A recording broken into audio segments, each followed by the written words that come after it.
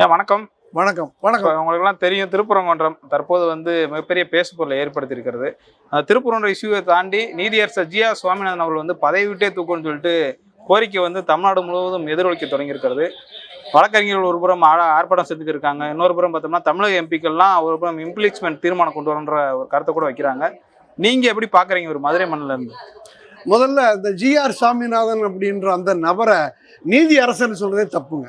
ஏன் அவர் நீதி வழங்கினா தானே நீதி அரசன் சொல்ல முடியும்? அவர் சொன்ன வாக்குமூலம் சொல்றேங்க. நீங்க அவர் ஃப்ரெண்டு ஒருத்தர் எனக்கு கஷ்டமாயி போச்சு, ஒரு ஆக்சிடென்ட்னு கேட்குறாப்புல. என்ன விவரம்னு கேட்டோன்னே, என் தங்கச்சி அமெரிக்காவிலேருந்து வந்துருந்துச்சு, 2 பேரும் கார் ஓட்டிகிட்டு போனா, ஒரு ஆக்சிடென்ட்டில் ஒரு ஆள் செத்து போயிட்டான். சரி, ஒருவேளை இந்த சிக்கலில் மாட்டிட்டேன், தங்கச்சி அமெரிக்காவுக்கு போக முடியாதோன்ட்டு நான் தான் டிரைவராக இருந்து வேலை செஞ்சேன்னு போலீஸ் ஸ்டேஷனில் நான் கம்ப்ளைண்ட் கொடுத்து கம்ப்ளைண்ட் ஆகிடுச்சிங்க. இப்போ அது ஜட்ஜ்மெண்ட்டை நோக்கி போயிட்டுருக்கு, ஏதாவது பண்ணிடுவாங்க போல் இருக்குன்னு இவர் ஹெல்ப் கேட்டு வராரு. யார்? ஜி ஆர் சாமிநாதன் கிட்ட. அப்போ இவர் சொல்கிறார் இந்த வீடியோவில், ஒரு சனாதனிக்கு எந்த காரணத்தை கொண்டும் ஆபத்து வராது, பிரச்சனை வராது. இந்த பாருங்க, இவர் ஒரு சனாதினி, நான் ஒரு சனாதினி. சரி, போய் இவரை காப்பாற்றலான்னு போய் பார்த்தா அங்கே இவர் வழக்கை நடத்திட்டு இருக்கிற ஃப்ரெண்டா, அவர் ஒரு சனாதினியா. அப்புறம் எப்படி சொல்லி வழக்கில் விடுதலை வாங்கிட்டு வந்துட்டாருங்க. இது யார் சொன்னது? ஜி ஆர் சாமிநாதன் சொன்னது. அப்போ நீ ஒரு நீதி அரசராக இருந்தால் ஆள்மாறாட்டம் பண்ணி எப்படா நீ கேஸ் கொடுத்த? ஆக்சிடென்ட் கேஸ்லாம் நீ சந்திச்சு தானே ஆகணும். இப்படி சொன்னதானே நீதி அரசர்.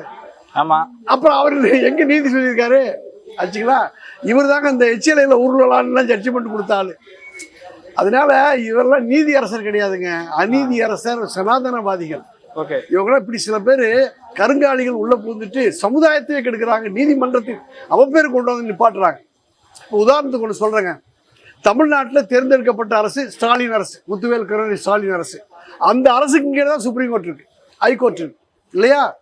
அப்போ ஹைகோர்ட் வச்சாலும் கிடையாது அவர் ஸ்டாலின் வச்சாலும் தான். நீ எந்த வழக்கு வந்தாலும் விசாரிக்கும் போது பிபின்னு ஒருத்தர் வர்றாங்களே, அவர் பிபி ஊருக்கா வராரு? அரசு தரப்பு கருத்தை உன்கிட்ட பேசிட்டு தானே வராரு. அப்போ அரசு தரப்பு கருத்து என்னன்னு உன்கிட்ட பேசியிருப்பார்ல. அப்போ அவர் கருத்தை அப்படியே மயிருக்கு சமானமாக தள்ளி விட்டுட்டு நீ என்ன சிந்திக்கிறியோ அதான் ஜட்ஜ்மெண்ட் நீ எழுதிட்ட. அங்கே மாட்டிக்கிச்சா?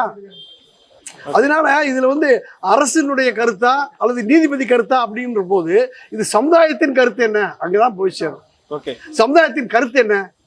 வழக்கம் போல தீமை ஏற்றுறாங்க, வழக்கம் போல மலை மேலேயும் தீமை ஏற்றுறாங்க. எல்லா வேலையும் முடிஞ்சு போச்சு.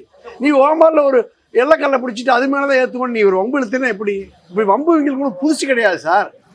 பாபர் மசூதிக்குள்ளே இப்போ ராமர் சிலையை வச்சுக்கிட்டு அப்புறம் அங்கே தான் ராமன் பிறந்தான்னு ஆரம்பித்து மசூதியும் இடிச்சிட்டு கடைசிக்கு ஒரு 5 நீதிபதியை வச்சு தீர்ப்பு எழுதி இப்போ ராமன் கோயில் கட்டிவிட்டாங்களா?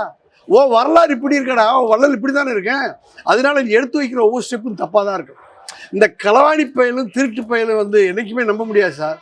அவன் கை நிற்காது. அதனால அந்த சிறங்கு பிடிச்சவங்க கை, இரும்பு பிடிச்ச கை நிற்காதுன்னுவாங்க இல்லையா?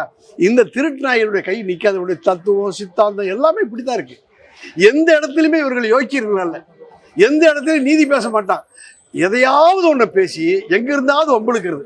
உதாரணத்துக்கு திருப்பரங்குன்றத்தில் ரயில் எக்கச்சக்கமாக போய் வந்துருக்கு சார். ஆமாம். அங்கே அடிக்கடி ஆள் சேர்த்து போது அடிபட்டு அங்கே ஒரு கீழ்ப்பாலம் கட்டி விட்டான்னு வச்சுக்க, ஜனங்கள் போக்குவரத்துக்கு நல்லா இருக்கும். இந்த சங்கிகளுக்கு இந்த யோசனை வந்துச்சா? ஆமாம், ரயில்வே ட்ராக்கு ஒரு கீழ்ப்பாலம் கட்டி விடணும்னு எனக்காவது பேசியிருக்கேன். இந்த சோர்லையாவது நீ பேசியிருக்கியா? ஏன் பேசலை? உனக்கு அது பிரச்சனையே கிடையாது. எங்கேயாவது தீமை எத்துவன்றதான் பிரச்சனை. இப்போ எப்பவுமே சார் ஒரு பிரச்சனை மக்களை எப்படி பிரச்சனை ஆகுது, மக்களுக்கு என்ன பிரச்சனை அப்படி நம்ம பேசணும். மக்களுடைய வாழ்க்கையிலேருந்து நம்ம இதை எடுத்துகிட்டு போகணும். இந்த பாருங்க, அன்னைக்கு கடைன்னு யாரோ சாமி கும்பிட்டு பாருங்க, அந்த ஆள் சொல்லியிருக்காரு கடைக்காரரு, ஐயா தீமை ஏற்றுற கார்த்திகை தீபத்தாண்டு தான் எனக்கு ஒரு வியாபாரமே இருக்கு, இன்னைக்கு நான் கடை அடைச்சிட என் பொழப்பு இப்படி வரும். அந்த அவர் கேட்ட கேள்வி நியாயம் இல்லையா? ஆமாம். இப்போ கடை அடைன்னு சொல்கிறவே ஸ்ட்ரென்த்தை கூட்டிட்டு கடை அடைக்கிறா 3 அப்படி அராஜகம் பண்ணுவாங்க. அப்போ நீ ஏன் கும்பிடுற? கடை அடைக்க மாட்டான்னு தெரியுது, மக்கள் ஆதரவு இல்லைன்னு தெரியுது, கையெழுத்து கும்பிட்ட மட்டும் அடைச்சிடுவானா? அவர் சொன்ன பதில் நியாயமான பதிலா?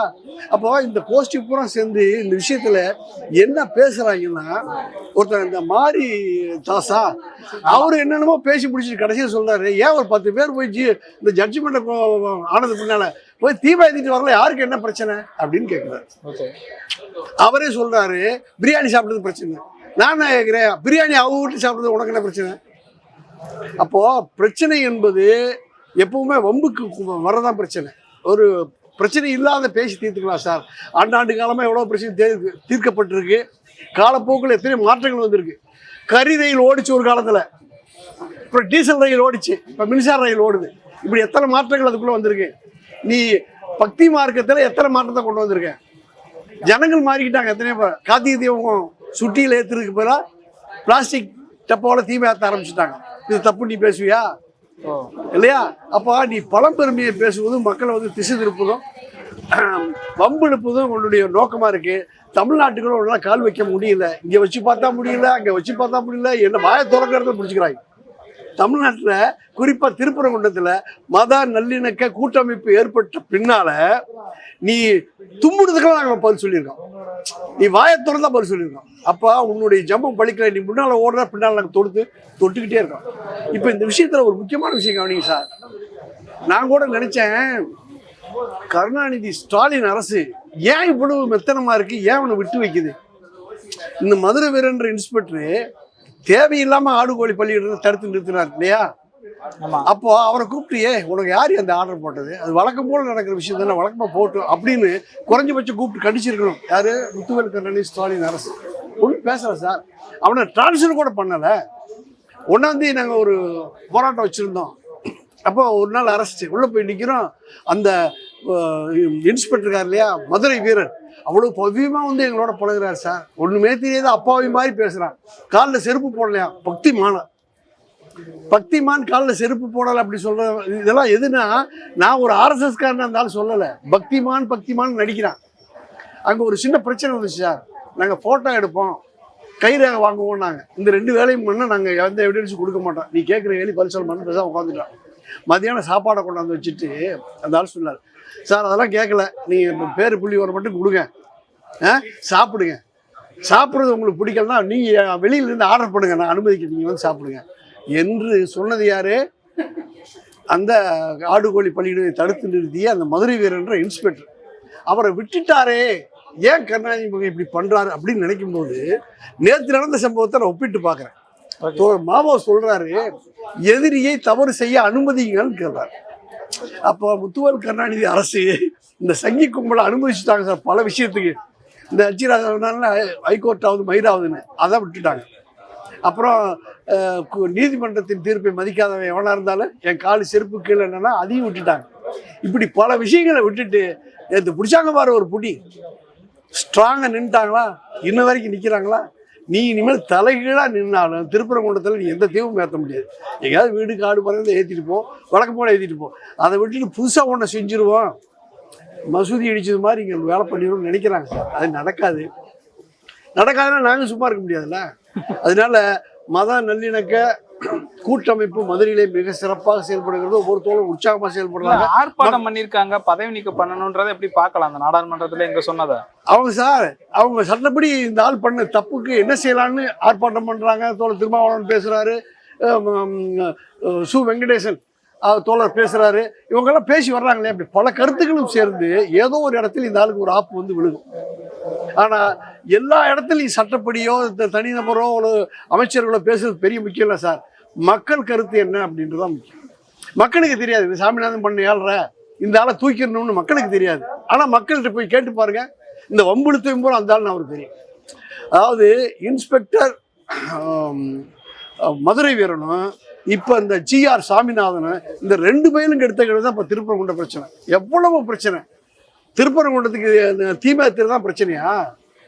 மக்களுக்கு 1000 பிரச்சனை கிடக்கு சார். வாழ முடியல, அந்த பகுதி மக்கள்லாம் வாழ முடியல, விவசாயம் அழிஞ்சு போச்சு, கடை கட்டி வைக்க முடியல, பெரிய பிரச்சனைகள் இருக்குது அந்த மக்கள். நீ போய் என்னைக்காவது கேட்டு பார்த்தீங்களா? அது என்னைக்காவது பேசியிருக்கீங்களா? RSS BJP இந்து முன்னணி கும்பல் மக்கள் பிரச்சனையே என்னைக்காவது பேசியிருக்கீங்களா? உங்கள் கட்சி தான் நாடு ஆளுது. தமிழ்நாடு கொடுக்க வேண்டிய நிதியே கொடுக்கலன்னு கருணாநிதி அரசு எத்தனை நேரம் தான் கேட்பான்னு சொல்லு. போடான்ட்டு நீ கொடுக்காட்டி பரவாயில்லன்னு உள்ள அளவுக்கு ஆட்சி நடத்துகிறாங்க. நீட்டு தேர்வா நாங்கள் தள்ளுபடி பண்ணுவாங்க மாட்டேன்றது, அதெல்லாம் பொம்பளுக்கிறது சார். நான் ஒன்று பேசுவேன், நீ எதிர்த்து நின்று பாரு, நீயா நானா போட்டி வைப்போம் அப்படின்ட்டு தமிழ்நாட்டுக்குள் RSS BJP சங் பரிவார கும்பலின் பாசிசமும் திராவிட மாடல் அரசினுடைய ஜனநாயகமும் ஒரு போட்டியில் நிற்குது சார். எது வெல்லும் அப்படின்னா ஜனநாயகம் வெல்லும். ஜனநாயக நாடு ஜனநாயகத்தை வென்றுட்டு இருக்கு. முட்டி முட்டி பார்க்குறான் இந்த கோஷ்டி. நடக்காது மகனே, ஒரு போதும் நடக்காது. நன்றி, வணக்கம்.